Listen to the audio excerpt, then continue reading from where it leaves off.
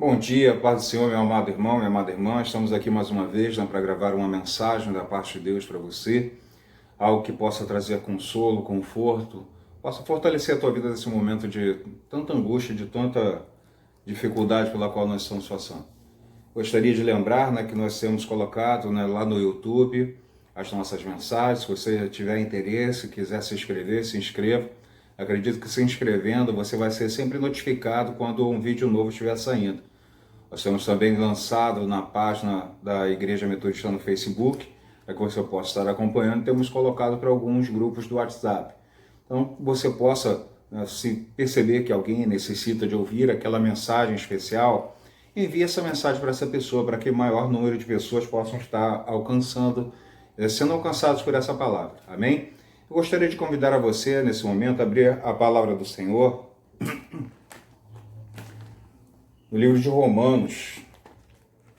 Nós faremos a leitura de dois textos. Primeiro o livro de Romanos e depois nós vamos estar fazendo a leitura do livro de Apocalipse.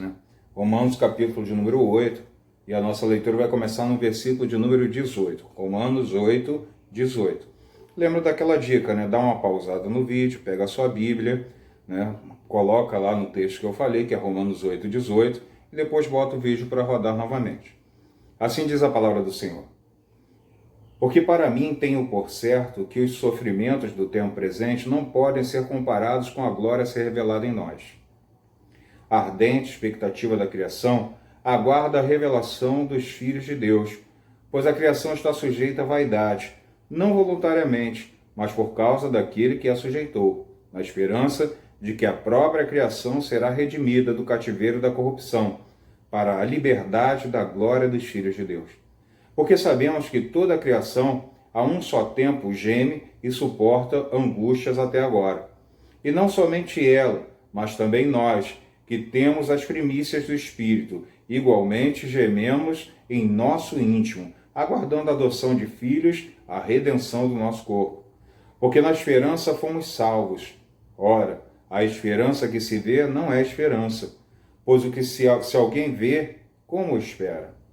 Mas se esperamos o que não vemos, com paciência o aguardamos. Amados, esse texto foi escrito pelo apóstolo Paulo, aquelas pessoas que estavam, que faziam parte da igreja, lá na cidade, em Roma, no estado onde era o epicentro do império. Lembrando que Roma era um império que abrangia diversas nações, que estava dominando diversas nações. Dentre essas nações, a Palestina, a Judéia, aquela região onde o cristianismo ele se originou com o nascimento de Jesus e depois o seu ministério. Uma outra questão também que é interessante nós observarmos, que os romanos normalmente eles não impediam as pessoas de terem a sua fé, não era essa a prática deles.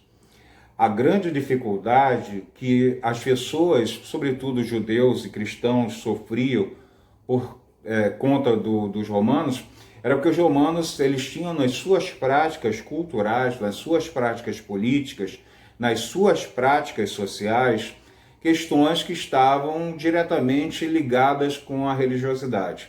E tanto o judaísmo quanto o cristianismo não aceitavam tais práticas. E por conta disso, eram, na maioria das vezes, perseguidos ou sofriam preconceito por parte daqueles que eram romanos. Sejam eles romanos de natureza, aqueles que nasceram como romanos na cidade de Roma, ou aqueles que eram naturalizados romanos, os chamados cidadãos romanos por naturalidade. Paulo, por exemplo, ele era uma pessoa que foi considerado romano porque ele, de alguma forma, obteve essa cidadania romana. Ele não era romano de nascimento. E Paulo ele escreve para essas pessoas, embora Paulo não tenha ido visitar essa igreja. E quando a gente fala de igreja, a gente não fala de templo como hoje em dia nós temos o costume de confundir. Igreja era um conjunto de pessoas que professavam a fé em Cristo. Ou seja, não estava limitado a um espaço geográfico especificamente, não estava limitado a 4 paredes, mas era onde aquelas pessoas se reuniam. Então as pessoas que estavam em Roma, elas estavam passando por grandes dificuldades. Era uma realidade, haja visto todas as questões que eu havia posto para vocês anteriormente. Por exemplo, existiam determinados momentos que para que as pessoas de alguma forma pudessem se demonstrar fiéis ao imperador, ou seja, a uma organização política, era necessário que elas estivessem adorando a figura do imperador, ou seja, como se atualmente nós tivéssemos o governador do Rio de Janeiro, Wilson Witzel. Para que nós pudéssemos estar nos mostrando fiéis ao Wilson Witzel, nós tivéssemos que adorá-lo como se fosse um deus. Isso poderia ser com Marcelo Crivella, com Jair Bolsonaro ou qualquer outra figura política do Estado que talvez você esteja assistindo agora essa mensagem. É para que a gente possa entender como é que isso acontecia naquela época, para que a gente entenda de forma mais clara nos dias atuais. Então, assim acontecia. As pessoas, para poderem, de alguma forma, estarem dedicando a obediência àquele imperador, era necessário que essas pessoas o adorassem. E esses são princípios completamente avessos aos princípios do cristianismo e do judaísmo. Porque tanto o cristianismo quanto o judaísmo são religiões monoteístas em que acreditam que só existe um único Deus. Sendo assim, essas pessoas já teriam uma certa dificuldade no que diz respeito a essas questões. Existiam também diversas atividades sociais que eram realizadas em Roma, que eram feitas com base também nesse aspecto religioso. As Olimpíadas, por exemplo, que eram realizadas na Grécia Antiga e que Roma, de certa forma, acaba absorvendo algum desses esportes por conta daquilo que a gente conhece como cultura helênica, como o helenismo, em que Roma absorve uma parte da cultura greco-romana, ou melhor, greco-macedônica. Então eles acabam tendo algumas dessas atividades, inclusive esportivas, né, atividades sociais como um todo, que eram intimamente relacionadas com as divindades romanas daquele período. Isso fazia com que os cristãos, por exemplo, não fossem vistos com bons olhos, afinal de contas, eram aqueles que nunca participavam de nada relacionado à sociedade. Eram pessoas afastadas de todas aquelas coisas. E todas essas questões criaram diversas dificuldades, inclusive para a própria subsistência desses indivíduos ditos cristãos e até mesmo dos judeus. No ano de 40, se não me falha a memória, 49, 45, o imperador Cláudio ele expulsa todos os judeus de Roma, justamente porque achavam que estavam criando muita contenda. Contenda, primeiro, porque tanto judeus quanto cristãos eles não se relacionavam muito bem. Os judeus inicialmente, né, perseguiam aos cristãos. Isso criava certa desinstabilidade social em Roma. Por isso, Cláudio ele pede para que todos aqueles que eram considerados judeus, e para Cláudio, nesse momento, ainda não havia distinção entre judeus e romanos, eles acabavam, né, confundindo tanto judeus e cristãos, eles confundiam tanto um quanto o outro e acabaram expulsando a todos. Essa distinção ela vai ficar muito mais clara quando o general Tito ele vai invadir Jerusalém no ano 70, por conta de algumas insurreições judaicas. Os cristãos eles vão fazer parte de um grupo que não vai concordar com isso, então vai haver essa distinção entre judeus e cristãos para os romanos. Mas até então, eles eram vistos como um único bloco. Com exceção de um período lá, no ano de 54 até 60 e pouco, em que existia um imperador chamado Nero, que foi um grande perseguidor dos cristãos. Existem diversos estudos, né, históricos que falam sobre o incêndio de Roma, em que a população romana ela começou a achar que Nero era o responsável por aquele incêndio. E acabou então se encontrando nos cristãos um culpado perfeito, porque toda a sociedade, como havia dito anteriormente, não gostava dos cristãos, e Nero ele aproveita para utilizar os cristãos como bodes expiatórios para levarem a culpa sobre esse incêndio de Roma. Para vocês terem uma ideia, dos 14 bairros de Roma, aproximadamente 10 eles foram incendiados. Foi uma catástrofe terrível para aquele período. Aí talvez você esteja se perguntando, mas pastor, eu entendo que o senhor é professor de história, tem alguma especialização em história da igreja, mas eu não estou aqui para ter aula de história, eu estou aqui para ouvir a palavra do Senhor. O que eu estou falando para você é uma contextualização do momento, do ambiente em que o povo dessa igreja que está em Roma estava vivendo e motiva o apóstolo Paulo a enviar essa epístola para eles, essa carta a eles.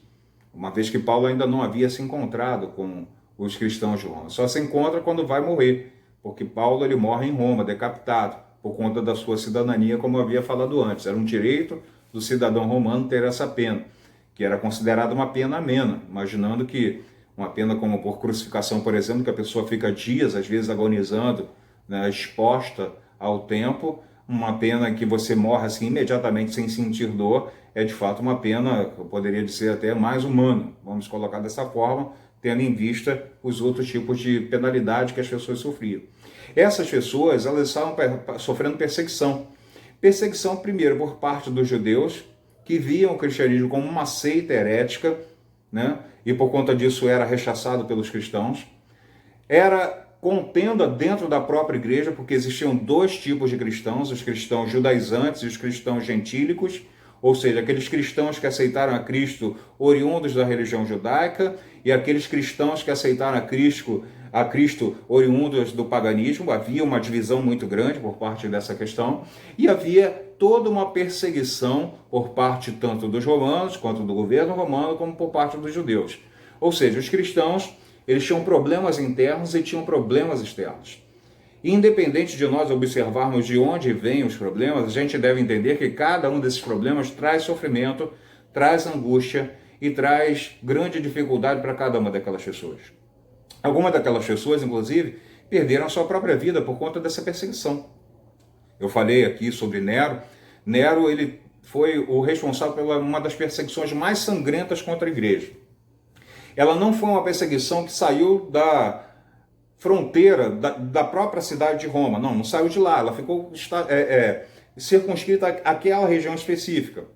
Houveram outros imperadores que as perseguições elas alcançaram diversas outras províncias do Império Romano. A perseguição de Nero foi só em Roma, mas foi super sangrenta. Diversos cristãos morreram nas arenas, né, sendo atirados aos animais, leões, às vezes cães, às vezes mortos a fio da espada. Muitos deles perderam suas propriedades. Alguns, inclusive, eram colocados amarrados em postes ainda vivos, colocavam betume sobre eles para que fossem incendiados, ou seja, queimavam ainda vivos. Essas pessoas elas estavam passando por situações extremamente difíceis, situações que inclusive significavam o fim da sua própria vida. Paulo, nesse texto específico, ele está escrevendo para essas pessoas, dizendo para elas que por mais que esse sofrimento, ele seja um sofrimento grande, ele seja um sofrimento que não deva ser desconsiderado, ele seja um sofrimento que pode dizer, inclusive, o fim da própria vida daquelas pessoas, ainda assim nós devemos ter fé e esperança que Deus tem algo reservado para nós. Pela manhã, o pastor Carlos, ele pregou na live falando sobre o breve, momentâneo período de angústia que os cristãos vivem, mas que Deus ele tem reservado um momento de grande glória, de grande bênção para cada um de nós. É importante que a gente entenda, amados, que por pior que seja o cenário, por pior que seja a situação, ainda assim nós temos promessa de viver em um lugar, em viver um ambiente onde nós teremos as nossas necessidades completamente sanadas. Nós estaremos vivendo numa situação de grande bênção e Deus tem prometido para cada um de nós. Veja bem, eu não estou aqui pregando uma fé alienante, como o marxismo ele tem criticado os cristãos ao longo do tempo, dizendo que o cristianismo ele é o ópio da humanidade porque aliena as pessoas das questões materiais que nós vivemos. Por exemplo, o cristianismo ele prega uma vida pós-morte, onde todas as coisas serão bênção, sem que a gente se preocupe, por exemplo, em lutar pelos nossos direitos em vida. Não é sobre isso que eu estou falando, de forma alguma.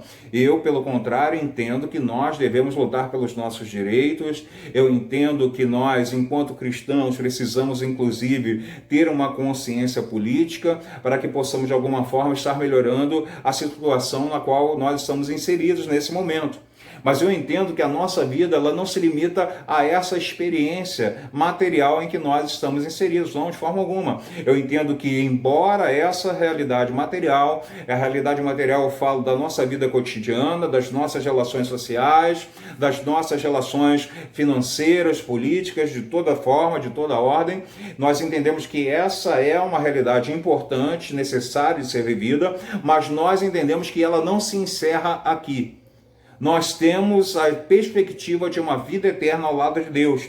E quando nós pensamos dessa forma, meu amado, nós entendemos que a nossa vida ela tem um sentido muito além daquilo que a gente observa atualmente. Porque se nós formos parar para pensar que a nossa vida se resume apenas àquilo que nós vivemos aqui, que esperança nós teremos? Já que nós, na maioria, vivemos uma situação de pobreza, uma situação de grande dificuldade, situações essas pelas quais nós temos que lutar para mudá-la, é verdade, mas nós somos inseridos em toda essa situação, uma situação dessa que nós estamos vivendo em pandemia, de doença, de grande sofrimento, luta, né, de nós observarmos pessoas morrendo, nós temos medo da nossa própria vida. Se nós achássemos que a nossa vida é somente essa, nós viveríamos desesperados.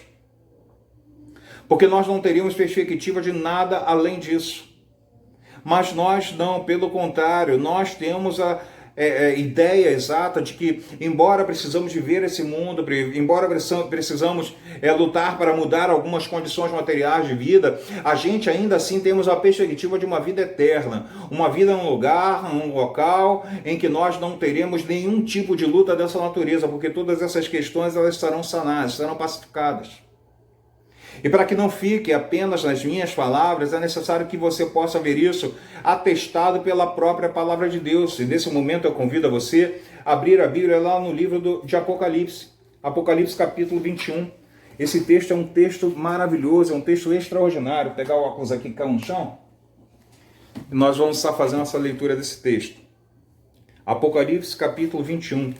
A palavra de Deus diz o seguinte: vi o novo céu e a nova terra, pois o primeiro céu e a primeira terra se passaram, e o mar já não existe. Vi também a cidade santa, a nova Jerusalém, que descia do céu da parte de Deus, ataviada como uma noiva adornada para o seu esposo. Então ouvi grande voz vinda do trono, dizendo: eis o tabernáculo de Deus com os homens. Deus habitará com eles. Eles serão povos de Deus, e Deus mesmo estará com eles. Eles enxugará dos olhos toda lágrima, e a morte já não existirá. Já não haverá luto, nem pranto, nem dor, porque as primeiras coisas passaram.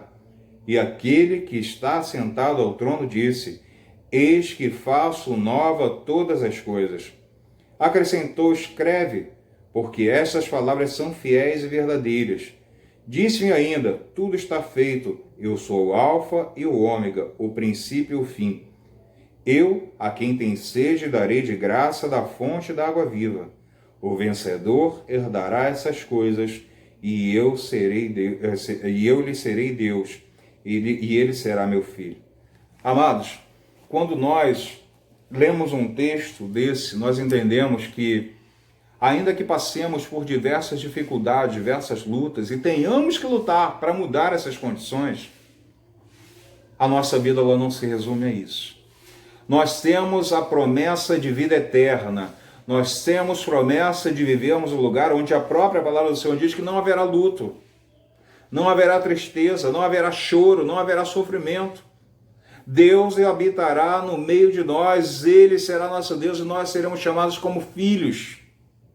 Então, meu querido, minha querida, se neste momento você está com medo de tudo e de todos, achando que talvez você seja contaminado pelo coronavírus e perca a sua vida, não fique com o coração desesperado por conta dessas questões. Não fique com o coração desesperado por conta das lutas que você vai passar. Creia que Deus ele tem promessas para você, nessa vida e na vida eterna.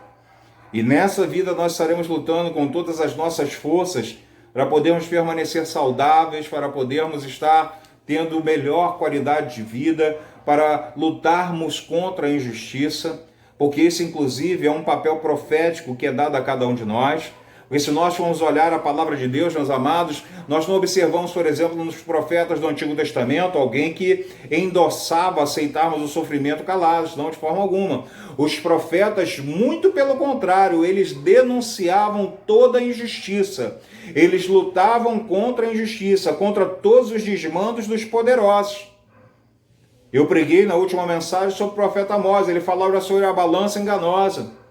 Pessoas que enganavam as pessoas mais pobres, falava sobre a venda de sentenças, falava contra o judiciário que naquele momento era extremamente corrupto, falava contra os governantes que também pensavam mais nos seus próprios interesses do que nos interesses do povo, falava sobre a miséria que o povo passava. Os profetas falavam sobre essas questões, ou seja, essa religião que nós vivemos, que nós entendemos como uma religião séria, uma religião sensata, um cristianismo saudável, é uma religião que sim, luta pelos direitos. É uma religião que denuncia o pecado nesse sentido, não só o pecado moral, mas o pecado também social. Um pecado que está na ordem dos políticos corruptos. É um pecado que está na ordem dos patrões que enganam os seus empregados, que não pagam o justo aos seus empregados, ou aquele comerciante que engana o seu cliente. É esse o cristianismo que nós vivemos, que está na palavra de Deus, inclusive observado pelos profetas. Mas a gente deve entender que a nossa vida não se resume a isso. A luta, ela deve ser travada em todas as áreas, em todas as ordens, em todos os níveis. Mas a gente entende que passando essa vida, a gente tem promessa de vida eterna, num lugar onde essas lutas, elas não vão ser mais necessárias, porque toda injustiça, todo sofrimento, toda angústia, ela vai passar. E é por isso, meu amado e minha amada, que a despeito de todas as notícias que eu tenho ouvido diariamente, a despeito de todas as lutas que eu tenha vivido até o dia de hoje, que certamente ainda vou viver, eu continuo levantando a cada dia cheio de esperança no meu coração, porque eu sei em quem tenho crido e sei que Ele é poderoso para guardar o meu bom depósito até o dia de Cristo Jesus, como Paulo escreveu aos Filipenses, lá no seu primeiro capítulo. Meu amado e minha amada, não se desespere, não se angustie, porque Deus é contigo. Enquanto você estiver vivendo essa vida que nós temos aqui, inseridos nessa materialidade que nós falamos inicialmente, ou até mesmo quando nós vivermos na eternidade com Deus. Essa é a palavra que eu tenho para a tua vida, para que você não perca a tua fé, não perca a tua esperança. Creia em Deus, porque Ele tem cuidado de ti nessa vida e cuidará de ti também na eternidade, porque o Senhor não tem te abandonado. Eu oro para que o Senhor possa te abençoar poderosamente e faça que você entenda que Ele tem guardado a tua vida, que Ele tem te protegido. Vamos orar ao Senhor. Senhor, nosso Deus, nosso Pai, nós louvamos e engrandecemos ao Teu nome. Pedimos a Ti para que o Senhor possa, antes de qualquer coisa, perdoar todos os nossos pecados. Nos ajuda a vivermos uma vida de santidade na Tua presença. Nos motive, nos oriente para lutarmos pelos nossos direitos, enquanto vivamos nessa vida material, para que não sejamos alienados da realidade que nos cerca. Mas também, Senhor Deus, pedimos para que o Senhor possa ministrar nos nossos corações a fé, a esperança da vida eterna, porque essa, Senhor da glória, não será passageira. Como o teu servo Paulo, ele fala que todas as realidades materiais que nós vivemos, aquilo que nós vivemos nessa vida, né, são passageiras, são breves, são efêmeras. Mas as bênçãos espirituais, as promessas espirituais que o Senhor tem para nós, da vida eterna, elas são para sempre. Então, Pai, nós pedimos para que o Senhor possa ministrar aos nossos corações a certeza, a fé, a esperança de que o Senhor tem nos guardado nessa vida. E quando também nós formos nós passarmos pela ressurreição, como a Tua palavra mesmo fala. Porque naquele grande dia, Senhor Deus, como é descrito no livro de Apocalipse, capítulo 21, nós estaremos diante da Tua presença. O Senhor habitará no meio do seu povo e nós seremos chamados seus filhos. Como Paulo, Senhor da glória, escreve em Coríntios capítulo 13, agora nós vemos obscuramente, como num espelho, mas naquele dia nós veremos face a face. As coisas imperfeitas vão ficar para trás e as coisas perfeitas vão fazer parte do nosso cotidiano. Nós queremos pedir para que o Senhor possa nos abençoar poderosamente, nos renovar e nos fortalecer. Derrama, Deus, sobre nós a Tua glória, Senhor, e fala aos nossos corações. Assim nós oramos pedindo por todas as pessoas que têm sofrido com essa enfermidade, por todas as pessoas que estão passando por algum tipo de patologia mental, Senhor Deus, depressão, ansiedade, transtornos qualquer, Senhor Deus, que possam ser sarados nesse momento. Que o Senhor possa também, Pai amado, curar aqueles que estão enfermos, passando por uma grande luta com dores, febre, falta de ar, Senhor. Pedimos pelos profissionais da área de saúde que estão lá na linha de frente, colocando em risco a sua própria vida para que muitos possam sobreviver, e muitos deles têm sucumbido. Pessoas da área de segurança pública que também têm morrido, Senhor Deus, lutando para que nós possamos ter segurança. As pessoas da área da limpeza, pessoas da área do ramo de alimentação que têm trabalhado, Senhor Deus, para que nós possamos estar abastecidos, os mercados. O Senhor possa abençoar a cada uma dessas vidas, Senhor Deus, em nome de Jesus. Toma-nos, Senhor Deus, toma-nos em Tuas mãos, Pai, nos guarda. Assim oramos em nome de Jesus. Amém.